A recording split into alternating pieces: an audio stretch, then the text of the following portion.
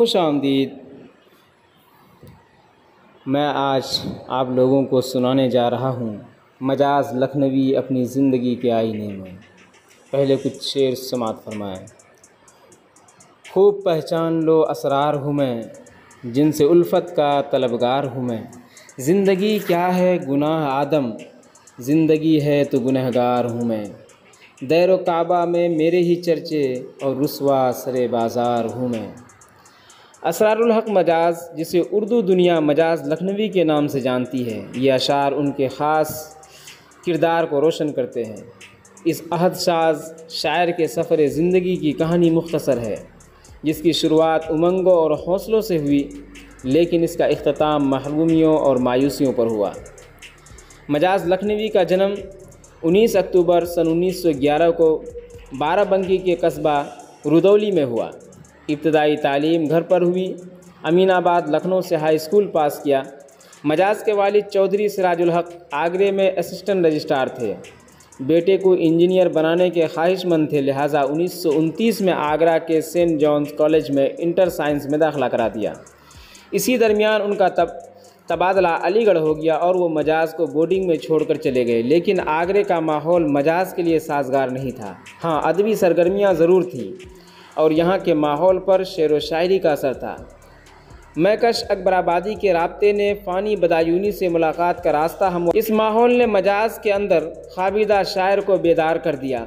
نتیجہ پڑھائی میں ناکامی اور شاعری کے آغاز کی صورت میں سامنے آئی۔ میکش اور فانی نے شاعری کے بنیادی اصولوں کی تربیت دی تو جگر اور جوش کی مجلسوں نے شراب کے ذائقے سے آشنائی بخشی۔ دوستو، مجاز کی زندگی پر سب سے پہلے جس ماحول کا اثر پڑا وہ علی گڑھ کا ماحول تھا۔ علی گڑھ کے پس منظر کے بغیر مجاز کی شعری محرکات کو سمجھنا آسان نہیں ہے۔ علی گڑھ نہ صرف نئی تہذیب کا مرکز رہا ہے، بلکہ مغرب سے آئی ہوئی نئی ہواؤں کا خیر مقدم سب سے پہلے اسی سرزمین پر ہوا۔ علی گڑھ کی زرخیز فضا نے مجاز کو پھلنے پھولنے کا موقع دیا۔ 4-5 سال کے اندر انہیں جو شہرت اور مقبولیت حاصل ہوئی وہ حیرت انگیز تھی۔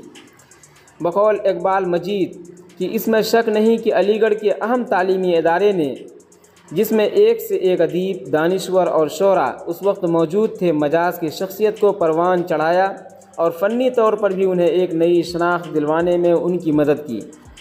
یہی وہ دور تھا جس نے مجاز کو شمشیر ساز اور جام مانے ہی نہیں سمجھا، بلکہ ان کے کلام میں شمشیر کی دھار اور جھنکار کو اس سلیقے سے فوقیت دلوائی کہ ساز کا نغمہ اور جام کی مستی بے اعتنائی کا شکار بھی نہیں، اور اس طرح رومان انگیز اور انقلاب آفری نغموں کا ایک مغنی ہماری اردو شاعری کو حاصل ہو گیا، جو اپنی ہی نہیں بلکہ اپنے پورے عہد کی ایک پہچان بن گیا۔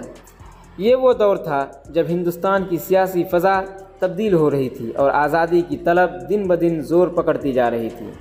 انگریزوں کے خلاف نفرت اور بیزاری کا جذبہ عام ہو رہا تھا۔ ترقی پسند تحریک ایک نئے ویژن کے ساتھ وجود میں آ چکی تھی اور فکر کی ایک نئی مشعل روشن کر رہی تھی۔ لوگ اس کے گرد جمع ہو رہے تھے۔ علی گڑھ کی ادبی اور سیاسی سرگرمیوں میں سردار جعفری اور جانثار اختر پیش تھے۔ مجاز بھی ان کے ساتھ شامل ہو گئے۔ 1936 کے بعد ترقی پسند تحریک کے زیر اثر ادیبوں اور شاعروں کے اندر ایک انقلابی رجحان پیدا ہوا ہے۔ اس تحریک سے مجاز بھی متاثر ہوئے۔ مجاز کے ذہن کی تعمیر رومانی بنیادوں پر ہوئی تھی، لیکن انقلابی جھلک بھی ان کے یہاں موجود تھی۔ البتہ ترقی پسند تحریک سے وابستگی کے بعد ان کے انقلابی رجحان میں شدت ضرور پیدا ہو گئی۔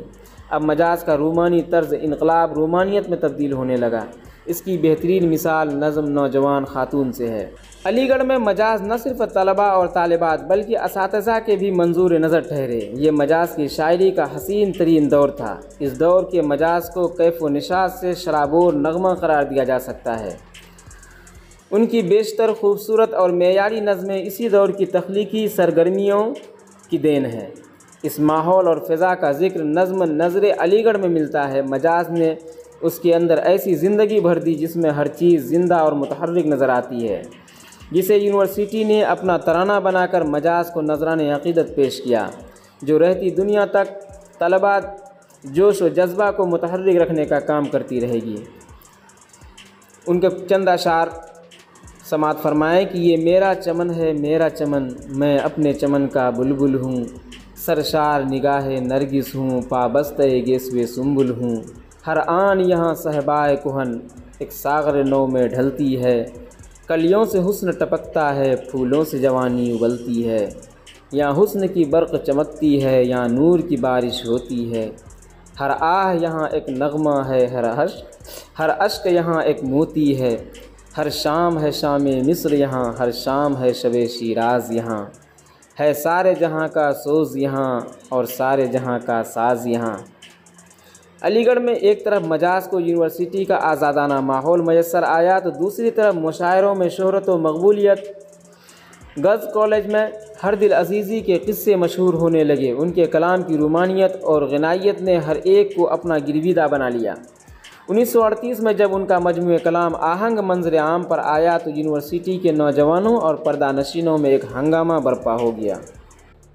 حجاب فتنہ پرور اب اٹھا لیتی تو اچھا تھا، خود اپنے حسن کو پردہ بنا لیتی تو اچھا تھا، تیری نیچی نظر خود تیری عصمت کی محافظ ہے، تو اس نشتر کی تیزی آزما لیتی تو اچھا تھا، تیرے ماتھے کا ٹیکا مرد کی قسمت کا تارا ہے، تیرے ماتھے کا ٹیکا مرد کی قسمت کا تارا ہے، اگر تو ساز بیداری اٹھا لیتی تو اچھا تھا، سنانیں کھینچ لی سر پھرے باغی جوانوں نے، سنانیں کھینچ لی سر پھرے باغی جوانوں نے، تو سامان جراحت اب اٹھا لیتی تو اچھا تھا، تیرے ماتھے پہ آنچل بہت ہی خوب ہے لیکن، تیرے ماتھے پہ آنچل بہت ہی خوب ہے لیکن، تو اس آنچل سے ایک پرچم بنا لیتی تو اچھا تھا۔